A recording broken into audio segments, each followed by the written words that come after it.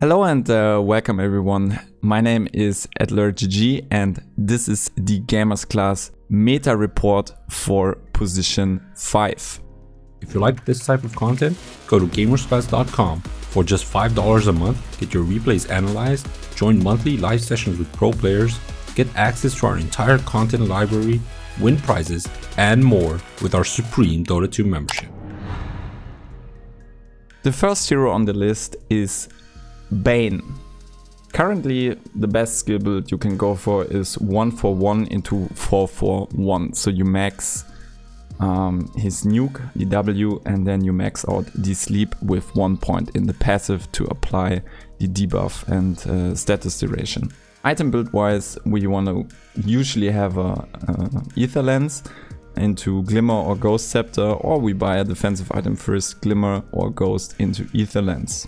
Friends of Bane, well, that's the beauty about the hero. I think Bane doesn't require any hero in your team that you want to team up with to make the hero work. So Bane works basically in any draft.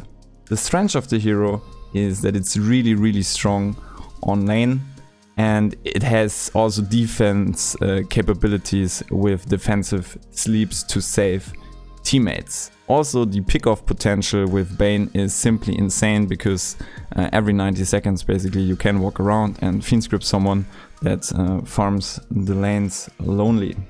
It's also really good that you can handle elusive heroes like Storm and Ember Spirit because you can simply Glimmer Cape yourself, for example, and try to sneak up on them and fiendscript them and easily kill them, and also kill them easily out of tree lines to simply lock them down. The weakness of Bane is late game scaling, so there is no item that really makes the hero special. I mean, you can buy a Blink Dagger, for example, for better pick-off, but it's not like there's any item that would change the concept of the hero drastically, and basically anything that's more than an ether lens will not make the hero scale. Another problem is that the hero can be countered easily.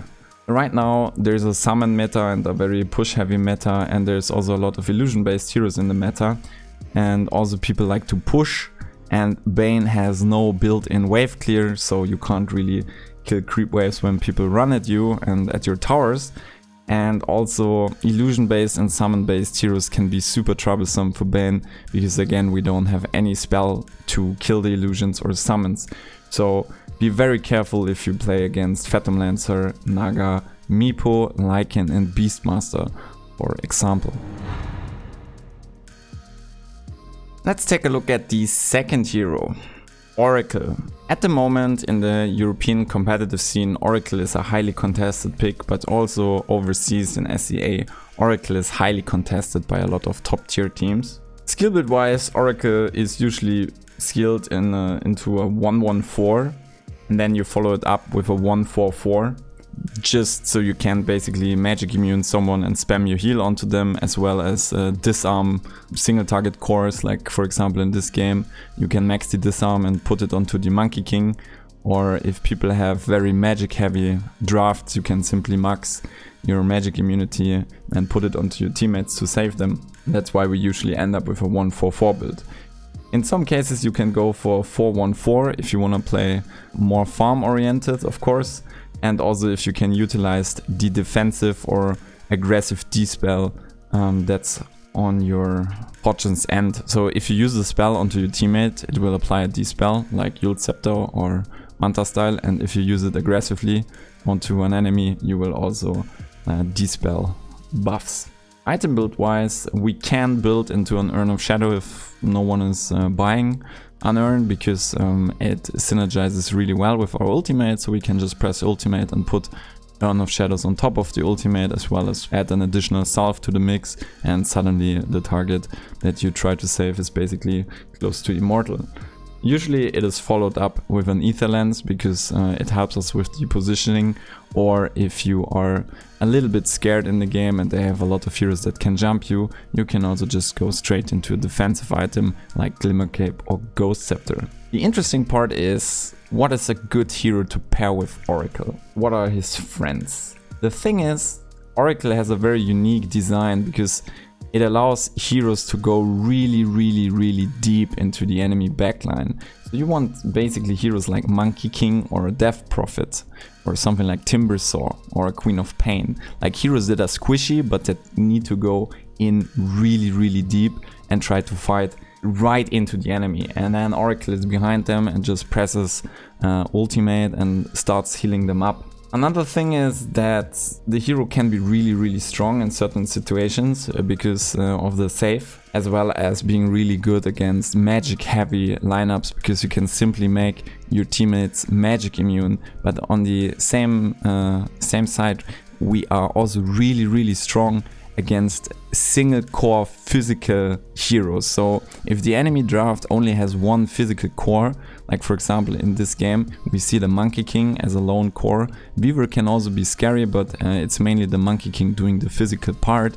So if you can simply disarm the physical cores all the time, because the cooldown gets really low once it's on level 4, they're in trouble. So you can make their life really miserable until they have magic immunity in form of BKB or a defensive dispel with Manta style. Also, the late game scaling is really good because there's a lot of items that can be bought that scales your ultimate, basically the heal output when the ultimate is up. So you can buy a vessel later on, you can buy Guardian Greaves, and generally the higher your mana pool the better your hero gets because you have very low spell cooldowns. So you can just spam out everything at ultra late game scenarios. The weakness of Oracle is also a pretty weird one. So the biggest problem if you pick Oracle in a public environment is it requires people to understand what your hero actually does, right? A lot of players don't understand how Oracle works. A lot of people don't understand how the disarm and the magic immunity works. And sometimes if you ulti them, they just run around like chickens, or you disarm them to make them immune to magic damage. They also run around like chickens. So this is a very big problem. But generally, also if you don't have heroes in your team that can frontline at that and that want to go really deep and that are worth saving, it can be also very troublesome. So if you pick an Oracle and you have nothing to combo your ulti with, like a Huskar for example, or a Monkey King or a Timbersaw that just runs at the enemy, the hero can feel very useless. So you basically need someone to go really deep and start a fight, but then the hero excels. Another problem is that Oracle can be countered by mobile heroes, because Oracle is usually played in the backline and you don't have some form of instant control for them. So if a Storm, for example, or a Weaver connects into the backline and you're in the backline with them together, you might be in trouble and you're forced to use all your defensive stuff on yourself, and suddenly your hero becomes useless. So be very careful if you pick Oracle into mobile heroes like Storm, Weaver and Puck for example, or even Ember Spirit. And if you play against these heroes, that you try to hide as much as possible so they do not find the initiation on you. The last hero on the list is Grimstroke. Grimstroke is usually skilled into a 1-1-4 and then 2-3-4, or you go for 4-1-4 versus illusion based heroes or summons or push lineups if you need wave clear. So you want 3 points in the silence after you max out Inkswell to get the additional hit on the spirit, and after that you can leave it at 3 points and you max out your Q, so your Stroke of Fate last. And if you need wave clear, you still usually max Inkswell to combo with melee cores, and then you max out your Q and you leave your silence at level 1. Item build wise, it's pretty hard, but I think Ether Lens is basically the best item on the hero because it scales all your spells as well as your items. But you can also buy a defensive item first, like Ghost Scepter and Glimmer Cape. They're really strong, so you can Inkswell bomb on yourself. And for ultra late game, it's either Hex or a Ganem Scepter, depending if there is heroes that are good for the illusion. So if you play against heavy agility carries like Anti-Mage and Terrorblade, you can think about an Ganem Scepter and just make a copy of them with the new ability the Ganem Scepter adds.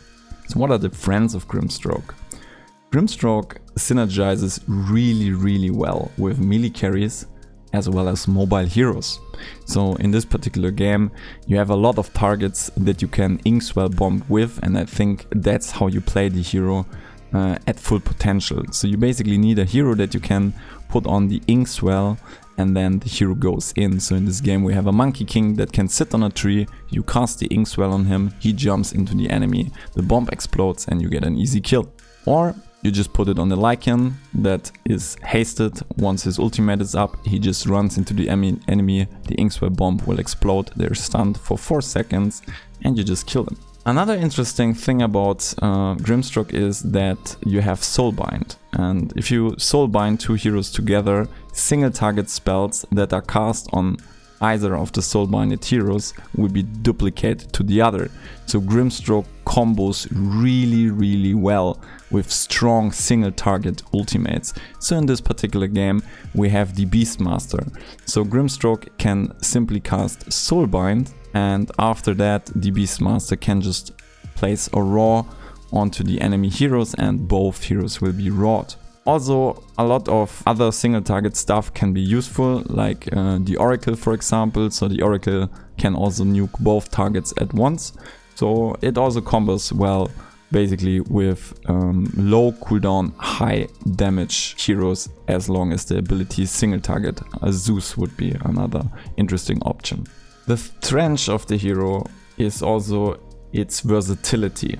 The hero has many different skill builds, and since you can adapt really well, so if you play against very elusive heroes that have escapes like Storm, you can just max out your silence first, and if you play with a split push builds or generally builds team compositions that want to push, you can just put a few points more into your Q and just wave clear. Or if you face illusion based heroes like Terrorblade or summon based heroes like in this game the Nature's Prophet, you can just start in the mid game to max out the Q to deal with the push and the illusions. So the hero is very versatile. Also, the laning stage is pretty good in my opinion once you reach level 2 or level 3, and on level 4 you basically have the full toolkit available and you can just combo with any form of melee core that you have on your lane preferably.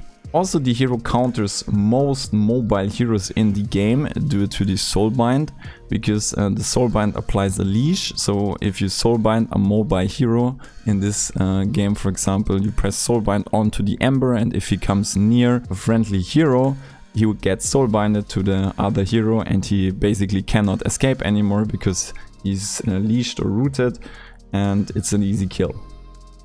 Also, the hero has pretty good farming potential for support, because at some point, once you have level 3 points in the queue or 4 points in the queue, you can push out waves very fast, and you always get the range creep in every range in every wave, as long as you connect with the entire wave. Another thing about Grimstroke that is really interesting is its late game potential. So in this particular game you see the Grimstroke has a hex in his inventory, so you can basically put Soulbind onto your enemies, and once the Soulbind connects to another hero you can simply press hex. Also, you can buy a Ganem Scepter in ultra late game scenarios against 1 or 2 agility cores that you can make copies of. So if there's 2 agility cores and you Soulbind them together, you can get even 2 illusions of an Anti-Mage and a Slug, for example.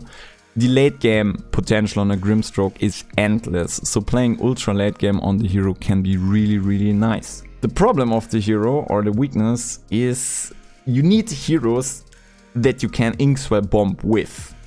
So if you have a lineup built around many range heroes, or no melee cores, or no heroes that really want to go in with the Inkswell during the early and the mid game, the hero's potential is suddenly very limited, because you have a bad silence compared to other silences, because you can simply destroy the silence bug, and you have a very weak nuke compared to most other heroes. So if you pick Grimstroke, you really want to make sure that you have something that you can Inkswell bomb with. And another thing is, I believe that just the Inkswell is not enough.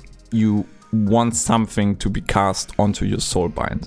So as long as there's one hero that interacts with the Soulbind in form of a good ultimate or stuns, so you have a Vengeful that can just press a stun onto it, or you have the Oracle that can nuke heavily onto the Soulbind, you're on the safe side. But if you lack single target and you don't have something or multiple heroes to Inkswell bomb with, the hero feels really bad, and then you need to hope that you get into ultra late game scenarios where you can get the control in form of a Hex or an Aghanim Scepter and simply carry the game yourself. But it can be really hard to reach late game scenarios if there's nothing to combo with during mid game. So what are the counters? Basically any hero that has built-in magic immunity is super strong versus Grimstroke, because we have no instant control, so it's very easy to counterplay all our spells. Our nuke has a wind-up time, our silence has a travel time, and our Inkswell has the explosion time of 3 seconds. So any hero that can make himself magic immune while the spells are traveling or loading up, basically they can just make themselves magic immune with a good timing and you're done. So heroes like Juggernaut and Lifestealer are very, very troublesome. Another problem is offensive dispels or defensive supports. So in this particular game we see that the Oracle is on the side of the Grimstroke, which is really good, because the Oracle could just dispel the Inkswell bomb before it explodes, and then it can't charge up and it will get a very low stun duration.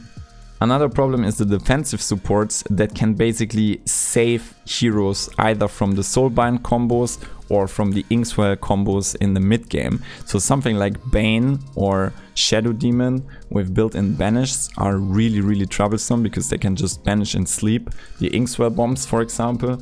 Or something like an OD with a built-in banish is also really troublesome, because if you try to go for a Soulbind combo, they can simply save the targets that are Soulbinded with their banishes. So that's it for the meta reports. Those heroes are really, really strong, are picked in competitive Dota every day basically at the moment, and they have pretty good win rates for their pick rates, and in most regions they're highly contested picks. I hope that you can try some of these heroes in your pubs and that you are successful. My name is AdlerGG, and thanks for watching.